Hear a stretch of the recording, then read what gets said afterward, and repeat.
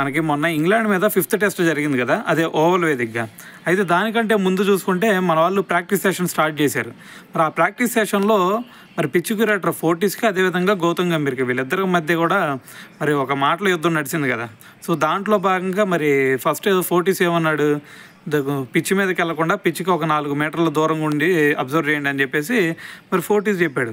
So అప్పుడు గౌతమ్ గంభీర్ ఏమన్నాడు, నువ్వెవరు నా చూడటానికి, నువ్వు జస్ట్ పిచ్ క్యూరేటరే, నువ్వు నీ పని చూసుకో, అంతేగాని నేను అక్కడికి వెళ్ళొద్దు ఇక్కడికి వెళ్ళొద్దు అనటానికి నువ్వెవరు, అసలు ఏం రైట్ ఉంది నీకు అని చెప్పేసి కొంచెం సీరియస్ అయ్యాడు కదా. అయితే మరి ఈ సీరియస్నెస్ గురించి మరి మాథ్యూ హెడ్న్ కూడా రీసెంట్గా రియాక్ట్ అయ్యాడు అనమాట. అయితే మాథ్యూ హెడ్న్ ఏమంటున్నాడు అంటే, ఇప్పుడు ఎప్పుడైనా సరే పిచ్ క్యూరేటర్స్ వాళ్ళ పిచ్ గురించి చాలా స్ట్రిక్ట్గా ఉంటారు. సో చాలా జాగ్రత్తగా చూసుకోవాలని చూస్తారు, ఎందుకంటే ఏదైనా తేడా వచ్చిందంటే మళ్ళీ వాళ్ళకి బ్యాడ్ నేమ్ వచ్చిందని చెప్పి. అయితే మరి మొన్న చూసుకుంటే ఫోర్టీస్ మీద, పిచ్ క్యూరేటర్ మీద గౌతమ్ గంభీర్ కొంచెం సీరియస్ అయ్యాడు.